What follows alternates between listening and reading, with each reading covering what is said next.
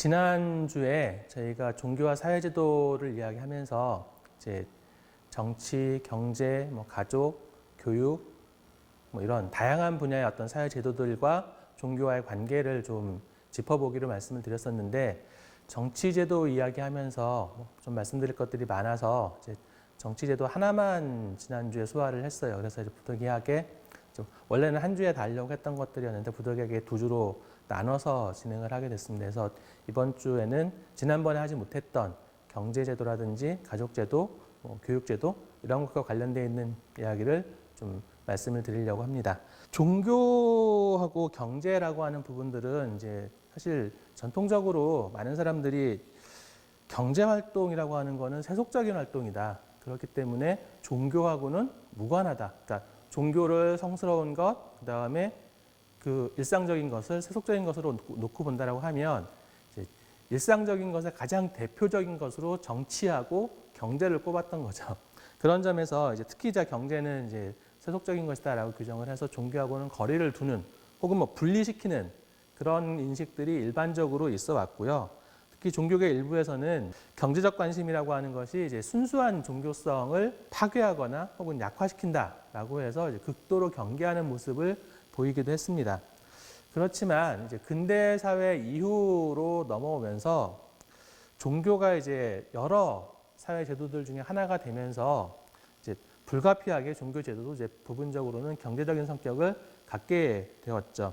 일단은 종교계가 재산이 많아요. 한국 불교도 부동산을 많이 가지고 있죠. 많이 가지고 있긴 한데 어쨌든 이제 과거부터 특히 이제 고대 사회나 중세 사회에는 그 종교라고 하는 영역에 의지하는 바들이 컸었고 따라서 많은 혜택이 종교에 주어졌어요. 그러다 보니까 이제 노비, 토지 그 외에 다른 다양한 어떤 자산들이 종교에 많이 있었고 그것들이 그냥 그대로 쭉 축적이 되어 있던 거죠. 그런 점에서 재산이 일단 많고 그 다음에 어쨌든 종교가 생산활동을 하지는 않는다 하더라도 직접적으로 생산은 하지 않지만 신도들로부터 기부금을 받아서 그것들을 이제 어떤 방식으로 분배할 것이냐 혹은 지출할 것이냐라고 하는 부분들 혹은 이제 기부받은 어떤 보시금들을 어쨌든 모아놔야 되니까 저축이라고 하는 기능들도 있었고 해서 이제 다양한 형태의 경제활동을 하는 주체로서의 어떤 성격을 갖고 있습니다. 그 다음에 종무원들이라고 하죠. 이제 종교조직 종사자들을 고용을 하고 그들에게 급여를 지급을 하고 있다는 점에서도 분명히 어떤 경제 주체로서의 역할을 가지고 있고 그 다음에 이제 다양한 종교활동들, 신도들의 종교활동에 대해서도 지원을 하고 있고 그런 것들이 어쨌든 경제라고 하는 것과 종교라고 하는 것이 유기적으로 결합할 수밖에 없는 그런 어떤 계기들을 만들었다. 이렇게 보시면 될 것 같습니다.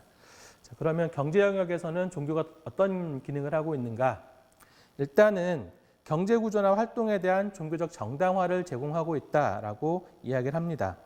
기본적으로 이 종교가 사회 질서 자체에 어떤 정당화를 해주는 그러한 기능을 하고 있고 그 중에서 이제 경제 영역에서의 어떤 정당화와 관련되어 있는 부분인데 일단 지금 우리나라에서는 법적으로는 금지가 되어 있습니다. 미성년자 노동이라든지 노예 노동, 그 다음에 여성 노동들 같은 다양한 형태의 어떤 노동에 대해서 정당화하는 것은 생산성에 많은 영향을 미쳐요. 예를 든다라고 하면 기독교가 산업화가 한참 막 진행되던 시기, 이제 제국주의 시기에 기독교가 흑인들을 인간으로 인정을 안 했죠.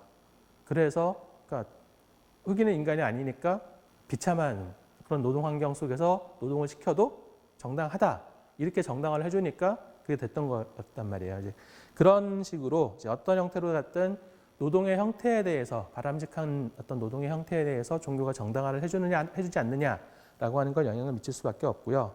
그 다음에 이제 또 하나는 이제 사실 노동이라고 하는 것이 어떻게 보면 인간들이 자신들의 욕구를 실현시키기 위해서 자연을 변화시키는 거거든요. 그랬을 때 자연과 인간이 서로 공존하는 것이다 라고 하는 관점을 가지고 노동을 하는 거하고 자연은 인간을 위한 어떤 부속물이다 혹은 인간이 통제할 수 있는 대상이다 라고 하는 인식을 갖고 노동을 하는 거하고는 굉장히 많은 차이가 발생할 수밖에 없습니다. 자연을 인간의 지배 대상으로 봤던 기독교라고 하는 그런 흐름 속에서 무조건 인간은 자연을 마음대로 쓸 수 있는 존재가 됐죠. 인간은 자연을 마음대로 부릴 수 있고 쓸 수 있고 하는 그런 주체가 되어버리니까 인간을 위해서 마구잡이로 개발을 했고 그것이 오늘날 다양한 형태의 환경위기로 작동을 하는 거잖아요. 만약에 이제 조화와 공존의 대상으로 봤던 불교나 뭐 이런 불교를 중심으로 한 동양 종교들의 관점으로 경제 성장이라고 하는 것들을 한다라고 하면 좀 달라지겠죠. 그런 점에서 이제 어떤 종교적 역할을 경제제도 내에서 종교가 역할을 한다 뭐 이렇게 이야기를 할 수가 있겠고, 그 다음에 부의 축적을 어떻게 볼 것이냐, 부를 획득하는 것, 부를 축적하는 것이 종교적으로 정당하냐 아니냐 이것에 대한 규정이라든지, 그 다음에 경제적 희소성과 관련되어 있는 부분들도 또 이제 종교하고 좀 영향이 있습니다. 예를 들면 인도는 저는 가보진 않았습니다만 어쨌든 아직까지도 이제 절대빈곤 상태에 있는 많은 인구들이 존재하죠. 인도에 사람보다 더 많다라고 얘기하는 게 소거든요. 근데 인도의 식량난에도 불구하고 소는 식용으로 안 써요. 그건 이제 힌두교가 소를 신성한 동물로 간주하고 있기 때문에 그렇죠. 그런 것들이라든지 새로운 경제 활동을 시작한다거나 아니면은 주요한 변화의 계기가 됐을 때 기도나 의례들을 하게 되죠. 대표적인 게 그 고사 지내는 거예요. 차를 새로 사거나 아니면은 가게를 새로 열었을 때 고사를 지내고 하는 것들, 이런 것들이 이제 다 종교하고 이제 경제제도 내에서 어떤 관계다 뭐 이렇게 보실 수 있겠고요. 그 다음에 경제적 성공과 실패에 대한 어떤 도덕적 설명을 통해서 경제적 현실에 적응하도록 도와주는 것도 이제 종교가 하고 있는 경제적 기능 중에 하나입니다.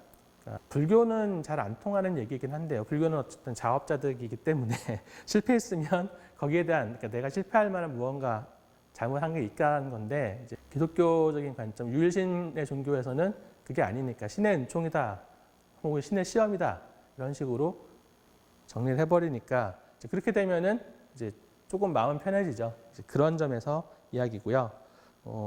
그다음에 경제적 좌절과 위기 상황을 극복하는 데도 종교가 기여를 합니다. 그러니까 인류애적인 어떤 구호나 봉사활동, 그다음에 영적인 보상을 약속하는 거라든지 아니면은 이제 적극적인 사고방식을 보양함으로써 위기 극복을 위한 자신감이나 희망을 제공하는 것, 이런 것들이 이제 다 이제 경제제도 내에서 종교가 하는 어떤 기능들이다 이렇게 볼 수 있겠고요. 예, 다만 이제 기존의 경제, 그 다음 얘기는 읽어보시면 될 것 같고, 기존의 경제 체제에서 배제된 일부 집단은 반종교적 성향을 갖거나 혹은 기성 종교나 현재 경제 질서에 도전하는 새로운 종교 집단을 만들어내는 그러한 경우도 있습니다. 그러니까 기존의 경제 질서 안에 정당화를 해주고 혹은 그 안에서 적응할 수 있게끔 도와주기도 하지만, 그렇지 못할 경우에는 아예 이제 체제에 도전하는 그러한 어떤 세력이 되기도 한다. 뭐 이런 이야기고요. 카톨릭과 자유주의 개신교 지도자는 사회주의의 좀 우호적인 반면에 근본주의적 종교 지도자들, 특히 이제 근본주의적인 개신교 신자들, 그다음에 이슬람주의자들까지도 이슬람주의자들은 아니다. 개신교 근본주의적인 입장에 있는 사람들 같은 경우에는 자본주의를 옹호하는 경향들도 조금은 있습니다. 특히 이제 해방신학이나 민중신학 같은 이런 기독교 신부 집단, 이쪽은 이제 노동운동, 도시빈민운동, 농민운동 이런 것들을 통해서 좀 진보적인 색채들을 보여주죠. 그래서 이제 사회주의적인 어떤 모습이 있다라고도 이야기를 하기도 하고요. 반면에 이제 근본주의나 보수주의 신앙을 가지고 있는 사람들은 근면, 끝없는 노동, 반복된 노력 이런 것들을 이제 강조하고 종교적인 어떤 근거들을 거기서 찾죠. 자본주의 질서를 좀 정당화해주는 그런 모습들을 보여주기도 합니다. 사실은 여기 가족제도입니다. 포교와 관련해서 중요한 부분은 가족제도인데, 자, 일단 가족과 종교는 이제 다른 제도들에 비해서 굉장히 관련성이 높아요. 두 제도가 관계를 맺어온 기간들도 상당히 오래돼 있습니다. 일단 제가 지금 종교하고 가족 이야기하면서 가족제도가 이제 우리 포교라고 하는 관점에서 훨씬 더 중요하다라고 말씀드렸던 이유는 뭐냐면 이것 때문에 그래요. 그러니까 종교적 사회화가 이루어지는 가장 강력한 매체라는 겁니다. 우리가 누구를 통해서 제일 처음에 종교에 대한 이야기를 듣는가? 누구를 통해 어떤 사람들과 함께 가장 먼저 종교적인 경험들을 하는가 이러한 것들을 생각을 해봤을 때 가족이라고 하는 것을 배제할 수가 없어요. 불교 같은 경우에는 태어나자마자 절에 와서 제를 올리거나 예불을 하는 그런 경우는 없지만 다른 종교들 같은 경우 특히 카톨릭이나 이런 종교들은 태어날 때부터 교회에서 세례를 주고 영세를 주고 하잖아요. 그렇게 해서 살아가는 내내 그러니까 중요한 어떤 통과 의례가 있는 지점마다 끊임없이 종교적인 어떤 의례를 통해서 그런 어떤 과정들을 겪어나가게 하죠. 그리고 가족 구성원들이 그것들을 지켜주게 하고 그런 점에서 이제 종교적인 어떤 사회화, 그러니까 종교를 이런 종교가 있고 그 종교를 이렇게 믿는 거야라고 하는 것들을 이제 종교를 이제 계승시켜주는, 전승시켜주는 데 있어서 굉장히 강력한 매개체가 이 가족이다. 그런 점에서 종교와 가족은 굉장히 밀접한 관계를 가지고 있다라고 이야기를 하겠고요. 그러니까 종교와 가족 사이의 이제 중요한 영역들은 크게 세 가지로 구분할 수가 있습니다. 일단은 결혼 문제, 그러니까 결혼에 어떠한 의미 부여를 하는가, 그 다음에 배우자를 어떻게 선택하는가, 그 다음에 이혼에 대한 입장은 어떻게 되는가, 이거하고 가족 관계 내에서는 가족 구조나 혹은 자녀 양육에 대한 태도와 관련된 이야기들이 있고, 그 다음에 이제 부부 관계, 그러니까 성적 행위와 관련해서 성행위의 의미나 범위를 지정하는 데도 종교가 굉장히 중요한 역할을 합니다. 자, 일단은 이 각각의 영역에 대해서 좀 자세하게 말씀을 드려보겠습니다. 결혼 문제와 관련해서는 이제 결혼 문제를 규정하고 통제하는 굉장히 중요한 문화적 근거가 종교다. 뭐 이렇게 얘기를 할 수 있을 것 같아요. 일단은 결혼의 의미를 종교가 가지고 있는 어떤 도덕적 권위를 가지고 그 결혼을 정당한 것으로 인정할 것이냐, 그렇지 않을 것이냐라고 하는 것과 관련이 되는데 대체로 종교는 결혼을 신성한 의례로 인정하는 경향이 큽니다. 그건 어느 종교나 다 마찬가지예요. 특히 이제 뭐 성인으로서의 어떤 사회적 지위를 획득하고 출산, 그 다음에 새 가족을 시작하는 그런 의미를 가지고 있는 통과 의례로서의 결혼이라고 하는 것이 그걸 이제 그러면 신합해서 새로운 가족이 시작이 되고 새로운 어떤 사회적 지위를 얻게 되고 이런 것들이 신을 통해서 종교를 통해서 인정받게 되면 그만큼 확고한 위상을 갖게 되죠. 그런 점 때문에 이제 종교가 이제 결혼이라고 하는 부분에 대해서 굉장히 밀접하게 관련을 하고 있고요.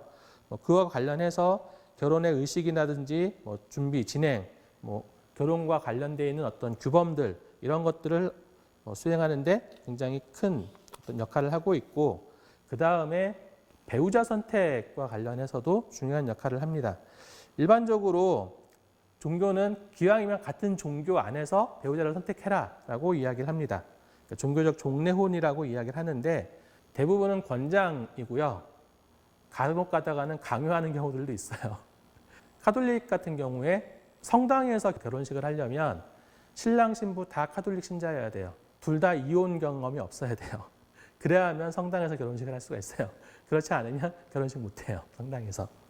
나는 꼭 성당에서 결혼식을 할 거야 라는 생각을 하고 있으면 배우자를 카톨릭 신도에서 찾아야 되고 그 다음에 이혼 경력이 없는 사람 중에 찾아야 되는 거죠. 그러면 권장이 아니라 강요죠.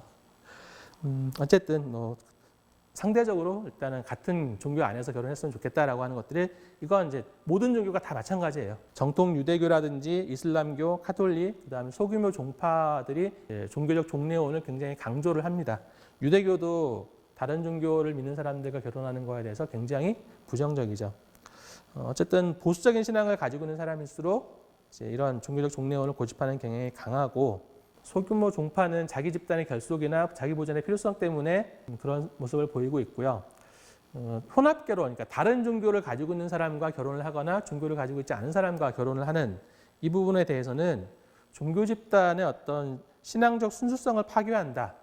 라든지 혹은 신앙의 연속성, 그러니까 후대로 종교가 계승되는 것, 이 부분에서 어떤 그런 것들을 이제 약화시킬 수 있는 위험이 있다라고 판단을 해서 좀 일탈로 규정을 하는 경우들이 일반적입니다. 혼합 결혼의 가능성은 부모가 종교적이지 않거나 가족 관계가 원만하지 않을 때 혹은 문화적 교류가 빈번한 데서 일어난다 이렇게 이야기를 하는데 중요한 건 이 부분이에요. 그러니까 부모가 종교적이지 않은 경우들은 혼합 결혼을 쉽게 용인을 하고 그렇게 되면 소규모 종파가 얘기했던 자기 보존의 필요성 혹은 신앙의 연속성이라고 하는 이 부분, 저 부분이 계속 커지는 거죠.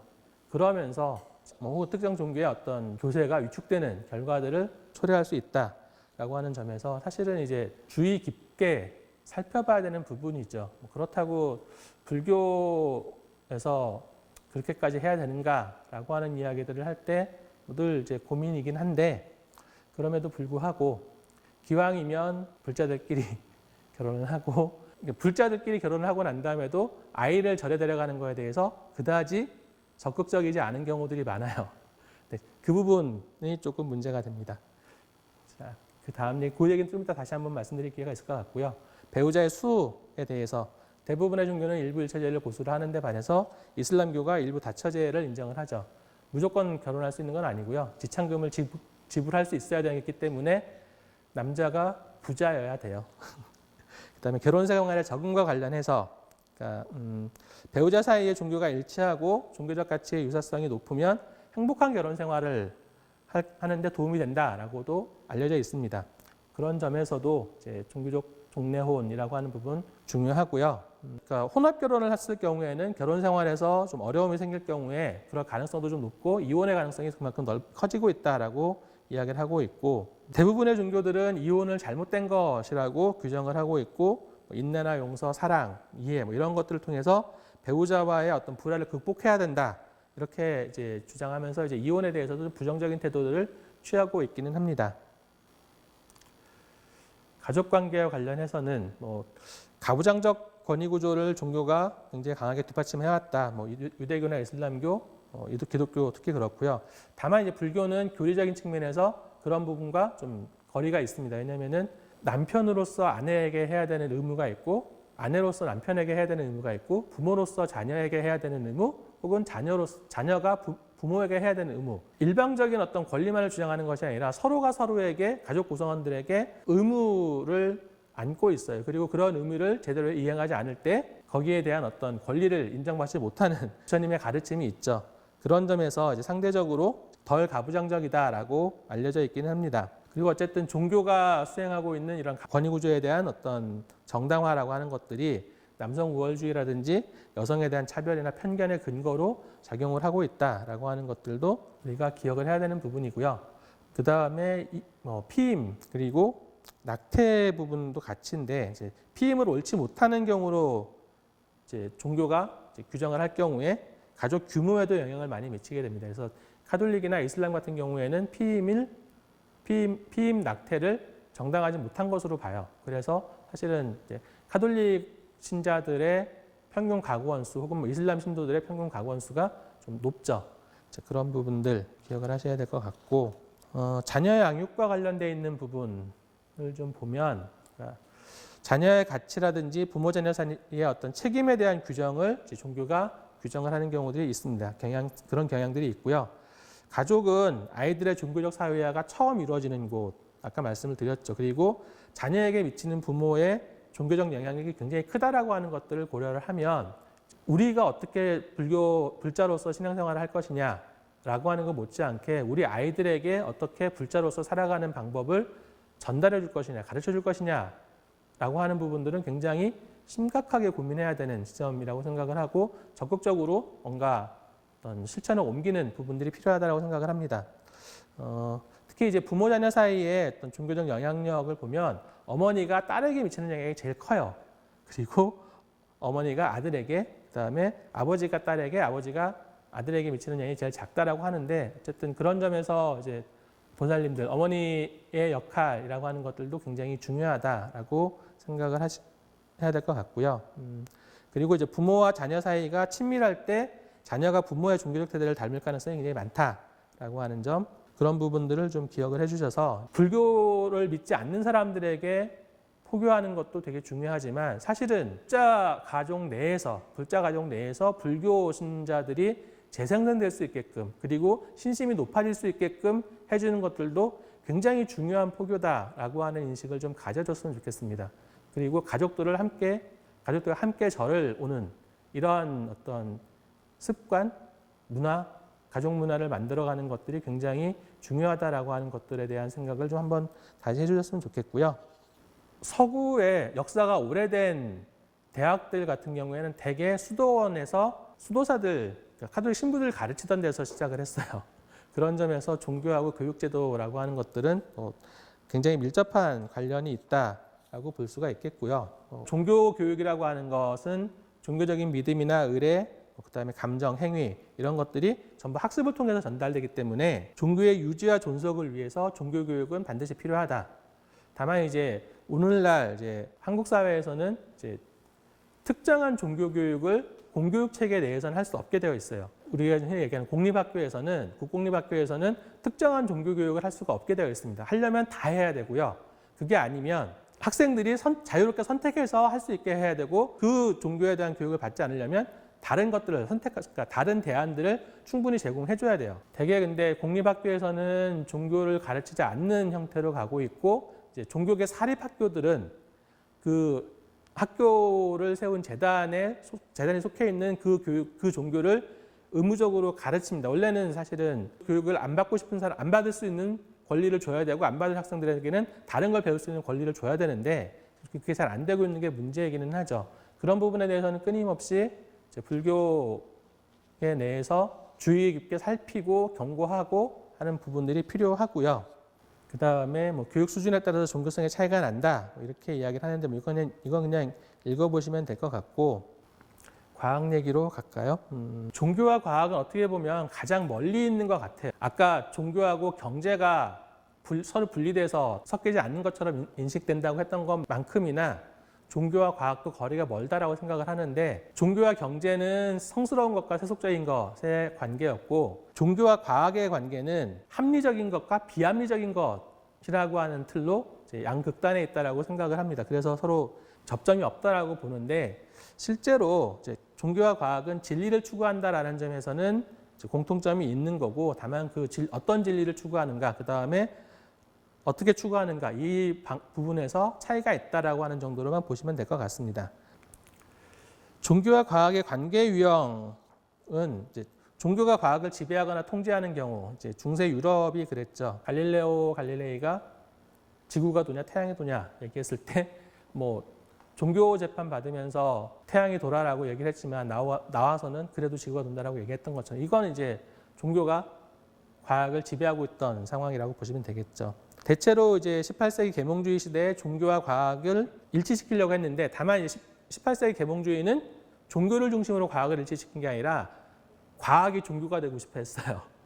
과학이 종교처럼 모든 틀들을 규정짓는 그런 모습이 되고 싶어 했고 그런 성격들이 강하다 보니까 이제 과학이 종교보다 우위에 있는 시대가 18세기 이후에 전개가 되고 있죠.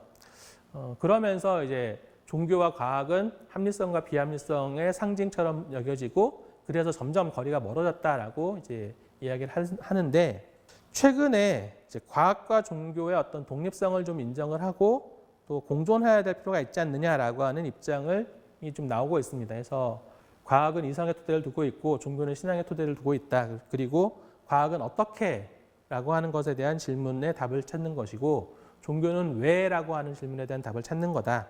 그러니까 서로 상호 보완적이 될 수 있다. 이런 이야기들을 하고 있습니다. 어쨌든 따로 가기는 좀 곤란하지 않나 싶어요.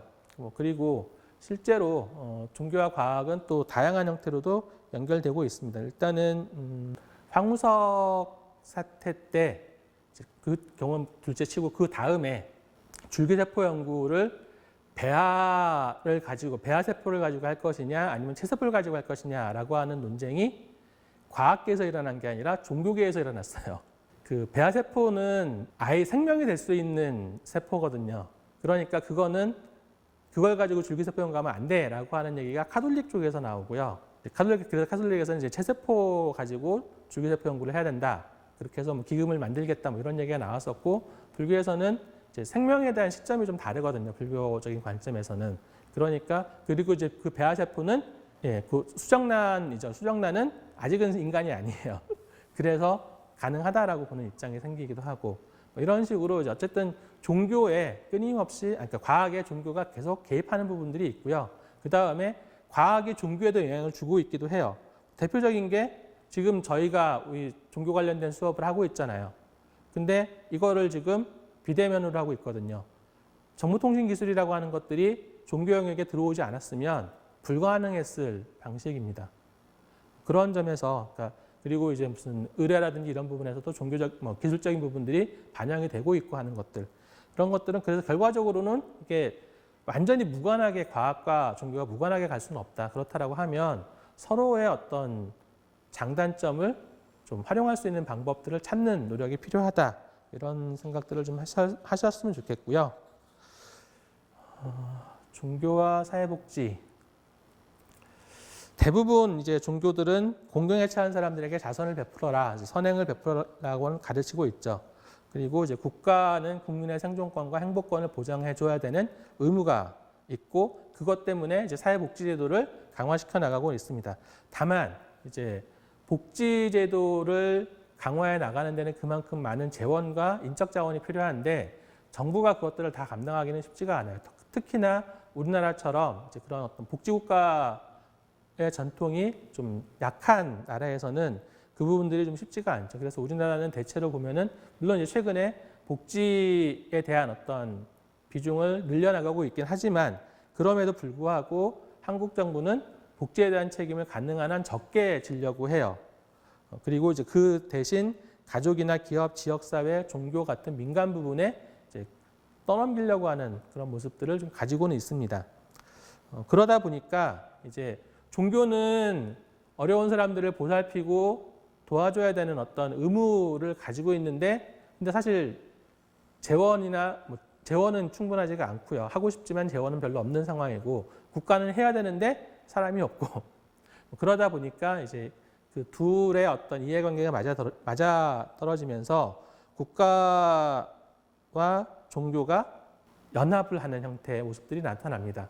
그 국공립 복지기관들을 가다 보시면, 그러니까 대개 보시면 분명히 국립인데 뭐 시립이고 뭐 구립이고 한데 운영 주체는 종교 기관인 경우들이 상당히 많습니다. 그런 경우들이 대개 이 국가와 종교가 결합한 형태라고 보시면 되겠고, 일반적으로 세속화라고 하는 것들이 종교의 영향력을 계속 위축시키는 힘이나 경향성으로 이야기를 하는데, 복지 영역에서는 상대적으로 종교의 힘이 굉장히 커지고 있다라고 이야기를 할 수 있을 것 같아요. 바로 이제 이 부분 때문에 그래요. 그러니까 사회적 약자에 대한 도움이라고 하는 것들을 이제 국가의 힘을 통해서 종교가 직접 실천하고 있는 과정들 속에서 복지 부분에서 종교계의 영향력이 좀 커지고 있는 부분들이다.